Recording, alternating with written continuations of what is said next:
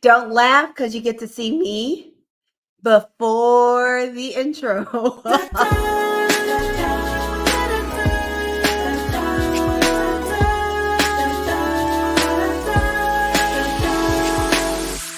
Dr. Erica. I am cracking myself up. This is just so on brand with how this day is going. So, welcome to a brand new episode of Growth Group with Dr. Erica. We are starting the new year off right. And, I had to think when I was setting everything up, my assistant's actually out of town. So, it's been a little effort because I had to do some more stuff myself. But I had forgotten. I had told her originally, I was like, oh, I'm just going to do replays around Christmas in the next week because they're right after holidays. And I already came up with this idea. I was like, I'm going to do it. You want to know why? Because I said, I'm going to do what I can to be back in the habit of getting into my routine as soon as the year starts versus kind of being like, am I there? Am I not there? Are you there? You're not there. I'm here. And you're getting a peek behind the curtain. Dr. Erica is super casual today. Good. It was a great day. It's been a great day. It is January 2nd, 2024. Can you say it with me? 2024. And I was like, a part of me was old school. Like, I should have taken the day after the holiday off. And then just like those Instagram reels is, I wanted to take the day off, but as they said, the bills are billing. So was at work and you're just seeing me super casual because we had to put everything together and I am excited. So you might be like, what are we talking about today? And the thing we're going to laugh at today is that there's no big sign. So I will just tell you what we're talking about today. Today, we're talking about some of my favorite tips from the end of the year Instagram posts. Because I was actually having a conversation with someone the other day about Instagram and also just kind of how the year has gone and how Christmas and the New Year just popped up. And she was actually mentioning that she didn't see a lot of those kind of end of the year recaps and all that stuff. But I did notice kind of some trends and some things that I saw as the year was wrapping up. And we've talked about it before. I personally kind of work to curate my feed so that it's positive vibes. So I'm going to share some of the positive vibes that I found on the IG and some that are solely my own. So welcome. As you come in, do me a favor, say hello. Let me know you are here. I'm here for you. Woo-hoo.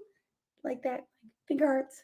All the things. If you don't know me, I am your host, Dr. Erica, Harvard-trained, double board certified psychiatrist and host of the hit podcast, Better with Dr. Erica. I am extremely and irrationally passionate about helping you be better, do better, and live better. I do that through my adult telepsychiatry practice, my books, including Fix Your Fairy Tale, A Woman's Guide to a Great Life, Love, and Legacy. My, did I mention my medical practice? That, my speaking, and my hit podcast that I mentioned earlier, Better with Dr. Erica. I do all of that to help busy people like you, that you show up for your friends, you show up for your family, you show up for your community, you show up for work, you show up for everybody but you. And sometimes you look around like, hey, feel like nobody's showing up. So I do this to put you back in your life.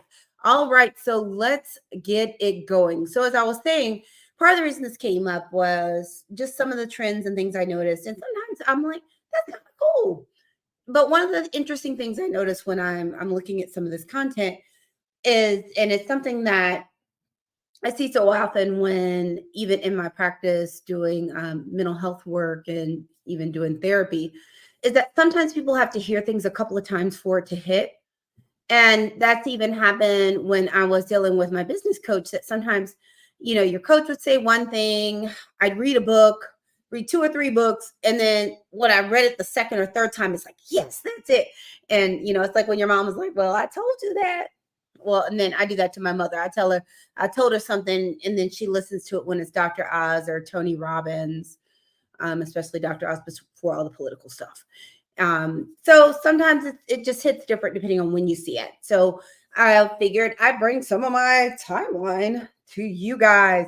Plus, some of this is also, I'm an only child, so it's kind of like talking to myself, that I'm giving myself messages I need to hear too while I give them to you. So we're going to do this together. As I said before, just come in, let me know how you're doing, all of the things. And if you know someone that needs this, please share it. If you know someone that needs it, you can also tag them. And the last thing is, if you're watching it later, don't worry about it. Just put hashtag replay in the comments so I know you were here. So the first one is, it's the beginning of the year, and, it turns into everything, all things vision boards. You need to do a vision board. Do a vision board.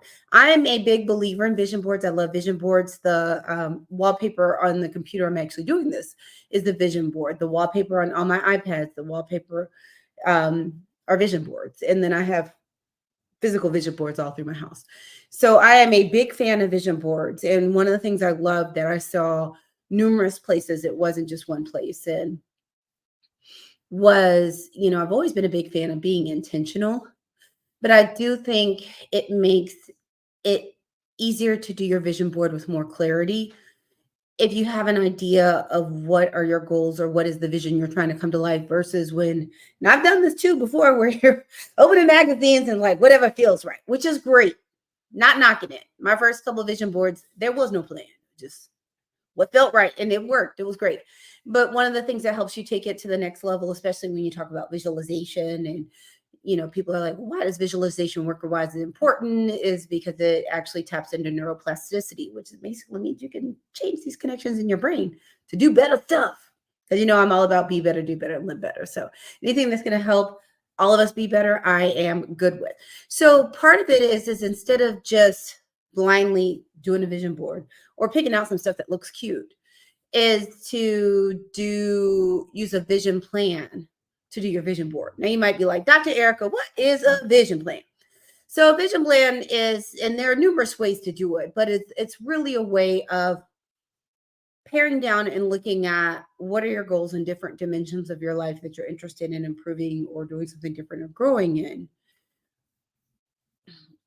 That, and having those ideas together so that you have a specific directions that you're looking for your vision board to have. So a lot of times they'll go through different things, like kind of what you want physically, emotionally, physically, professionally, but also kind of what your goals are, what you're trying to feel, what are things you're trying to overcome, where skills you're trying to learn, places you want to go. There are just a lot of different ways to do it, but part of it is just having a plan so that your vision board has a little bit more clarity in it. The second thing is, one of the things that was kind of neat is I saw numerous posts around different journaling questions to clarify your goals. One of the reasons I'm a big fan of this is, if you met me when I first started with my business coach in 2019, my big ideas were clear to me. They weren't clear to the rest of the world. And I started learning really the importance of clarity. And one of the things that I think is really huge when it comes to, be it vision boarding, coming up with your personal or professional plans, looking forward what your goals are to the year, what kind of things you want to achieve, what are going to be important tasks for you, how you want to spend your time, how you want to spend your energy, is that anything that's going to help you get clarity on your goals is helpful. Because the one thing is we know time is not infinite. And if there's one thing we saw during this pandemic and during this last year of adulting, and it's interesting to me how many people have had challenging years. And I haven't had a bad year. I actually laughed at an Instagram reel that was like, it wasn't a reel, it was just a post on IG and on Facebook. One of those ones I think everybody and their mama shares. So you can't really give the quote to someone, because who knows where it actually started. Was that how 2023 could be? You can be living your best life, basically on a struggle bus at the same time.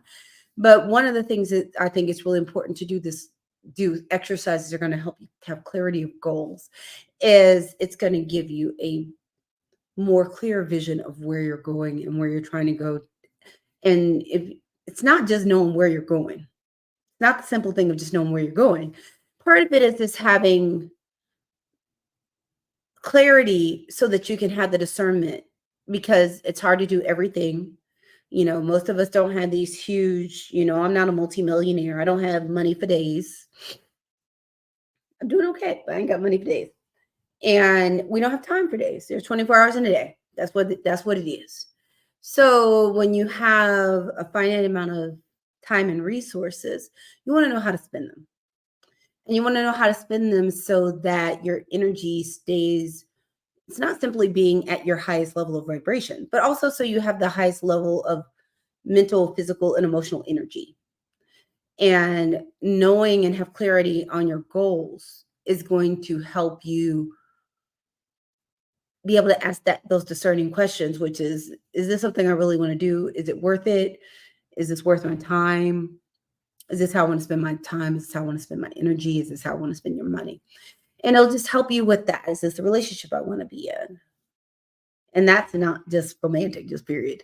But just using different journaling questions and prompts. And to me, one of the biggest questions that helps you really clarify goals is why.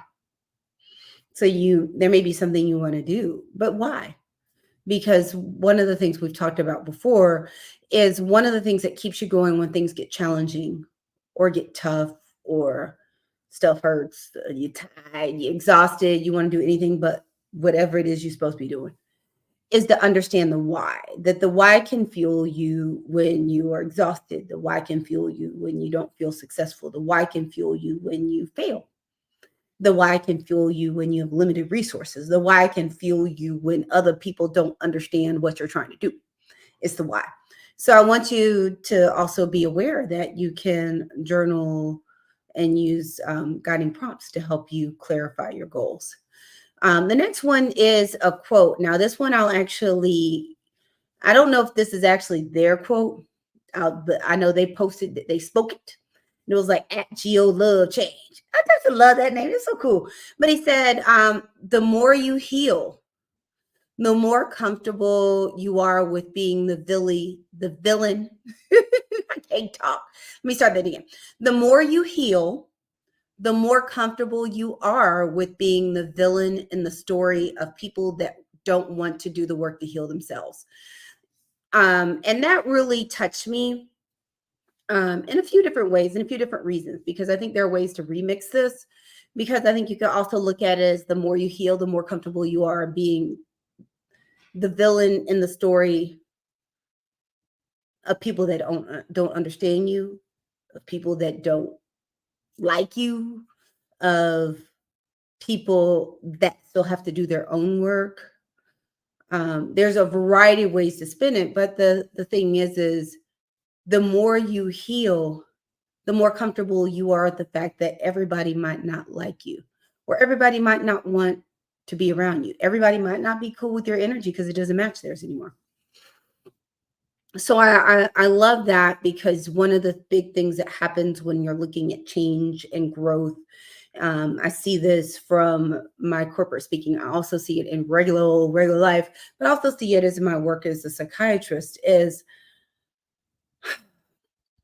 growth naturally is going to have change. And there are times, there's this old thing, I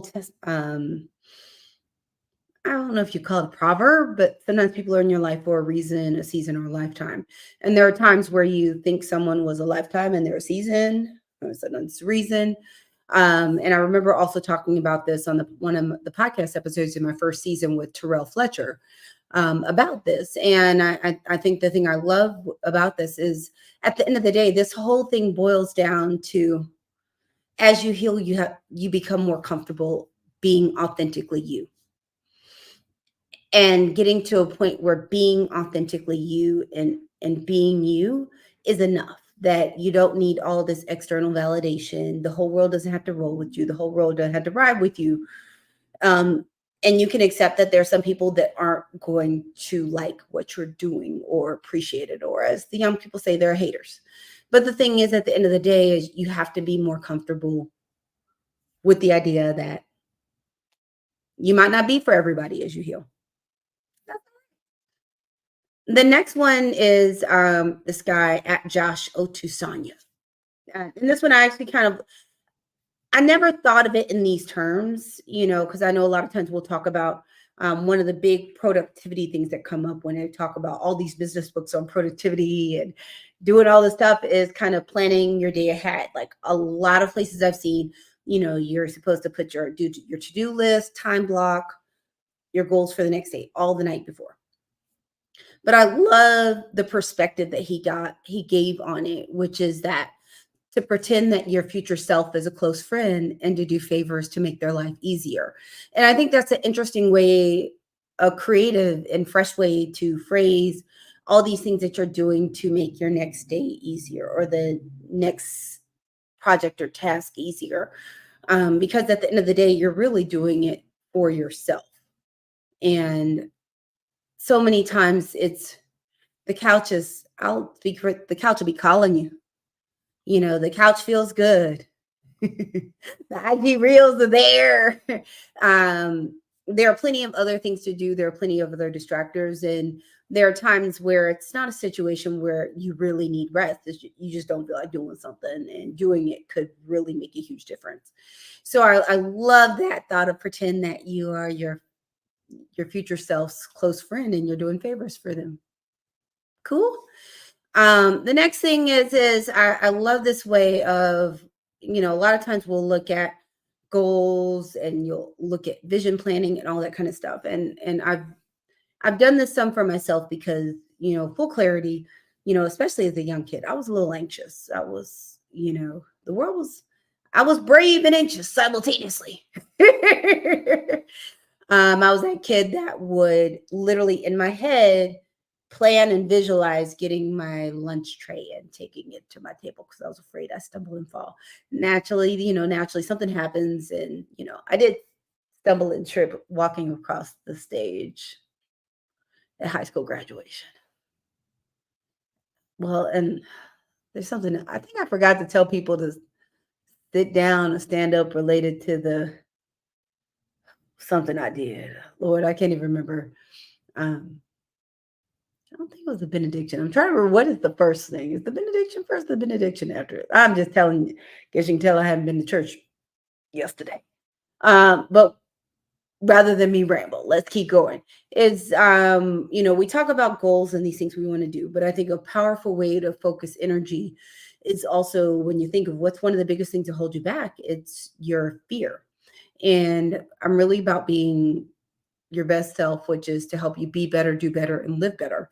And one thing I saw, which was kind of a unique way to spin it, instead of simply just looking at what your goals was to look at, identify 3 fears that are going to be some of the most impactful for you, that if you are able to overcome those fears, that they would have large impacts on your life and on what you could do, and plan around how to overcome those fears.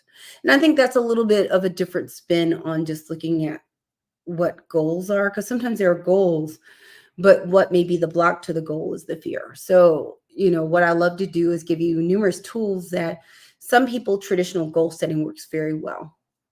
There are some, especially in this age after the pandemic, where there's been, I literally cannot count how many times people have said they're anxious in my personal and professional life. In my professional life as a speaker, in my professional life as a podcaster, in my professional life as a psychiatrist, I keep hearing people are anxious.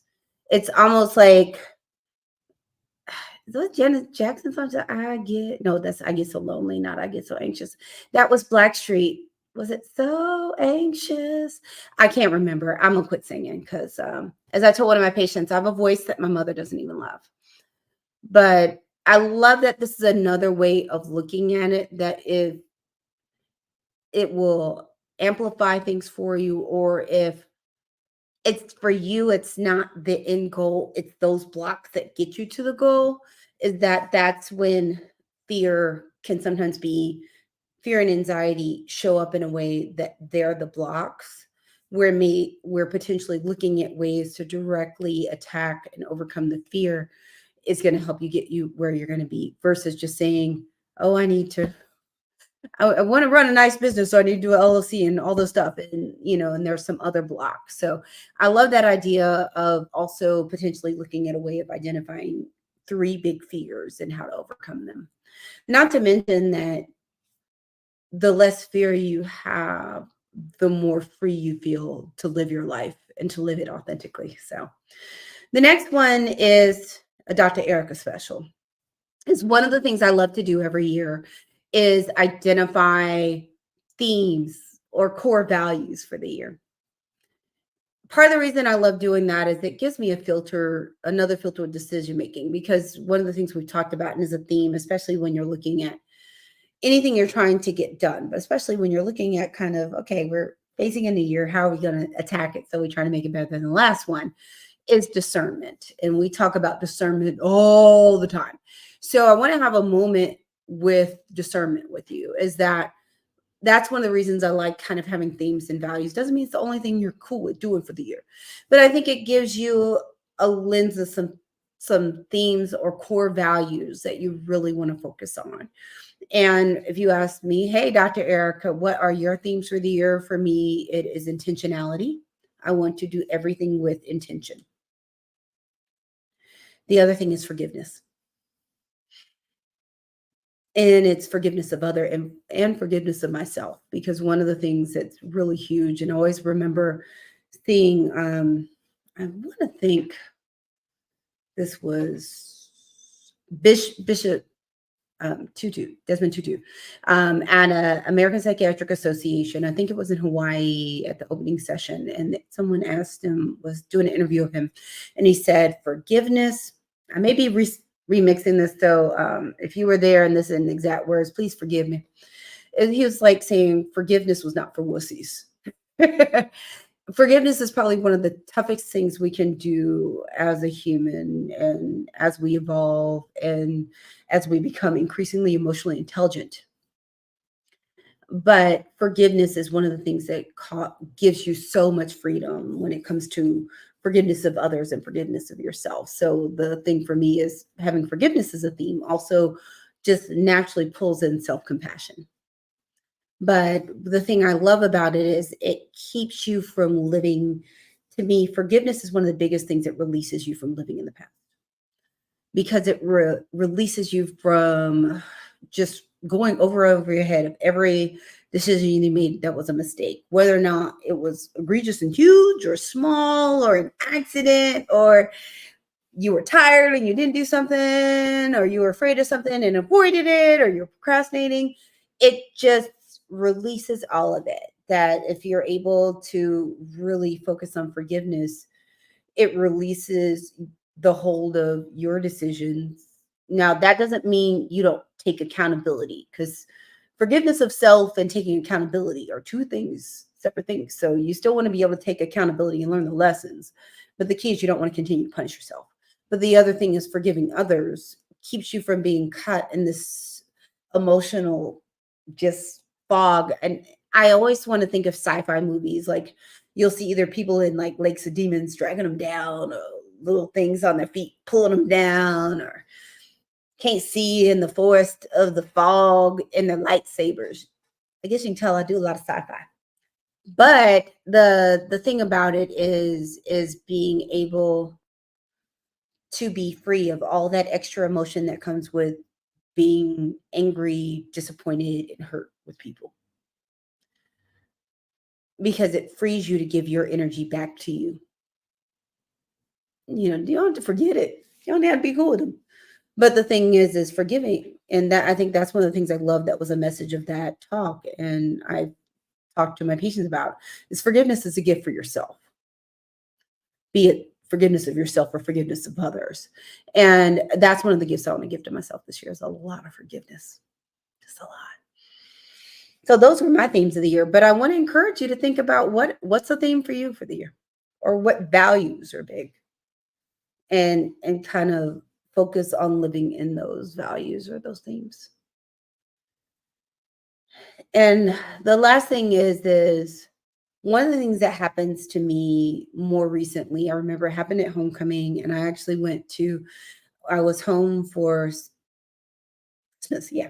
And I was home in St. Louis, and I went to this party that an AKA chapter throws called End of the Year Jam. And someone actually stopped me, and they recognized me from social media. It's like, I follow you. I'm like, oh, you do. I feel the love. But it's this concept that there are people that are silently rooting for you, and there are people that are thinking about you and appreciating you and rooting for you, that you might not know are out there rooting for you. And to be able to, when it gets tough or gets sticky or challenging, to remember you're not alone and these people are rooting for you. So that's what I got. Yay, we made it. I didn't mean to be on here so long, but I just wanted to kind of talk about what were some messages I saw or I do personally to help you really start this new year off right. And also to give a plug for curating your social media experience so that it's something that enhances your life versus bringing distraction or distracting thoughts or negative energy. And I think I have mentioned I do use an app that gives me every 5-minute prompts like, don't you want to get off? Isn't there something else you want to do? You want to go work out? Have you worked out today? Have you meditated today? Why don't you call a friend right now to keep my butt off there because the algorithms. So I want to encourage you to don't live on the social media, but when you use it, try to use it for good. So thanks again for showing up. Again, I'm your host, Dr. Erica, Harvard-trained double board certified psychiatrist and host of the hit podcast, Better with Dr. Erica. I'm passionate about helping people be better, do better, and live better. I do that through my adult telepsychiatry practice. My books, including Fix Your Fairy Tale, A Woman's Guide to a Great Life, Love, and Legacy. My hit podcast, Better with Dr. Erica, and my speaking. I do all this to help busy people like you. You show up for work, you show up for your friends, you show up for your family, you show up for everybody. You don't always show up for yourself. So I do this to put you back in your life. So as I mentioned, season 5 of the podcast has started. So very excited, very proud of it. I encourage you to check it out on all podcast platforms. You can check it out on Audible, Apple Podcasts, Google Podcasts, Spotify, or go to the website betterthepodcast.com. Information is scrolling below. You can just go check me out there. And also, if you need an empathic, highly qualified, and skilled psychiatrist, and as I mentioned before, in my practice, I don't even, all my patients aren't on medication. Visit goodwinmed.com to see how I may actually be able to be your doctor and you talk to me one-on-one as your doctor. But again, thank you so much for showing up. I want you to take your left hand, put it on your right arm, left arm, give yourself a squeeze because you deserve it. Send in you love and positive vibes from right here. And I just want to encourage you, just live each day. Try to find at least one moment of joy in the day. And, don't stress out about the big steps. If you can just keep taking baby steps, I bet you're going to get where you're trying to get. So again, another episode of Growth Groove with Dr. Erica in the books. You can catch me Tuesdays at 7 p.m. Eastern. And check out the podcast. So glad to see you. Have a great night. Bye-bye. I can't find the button.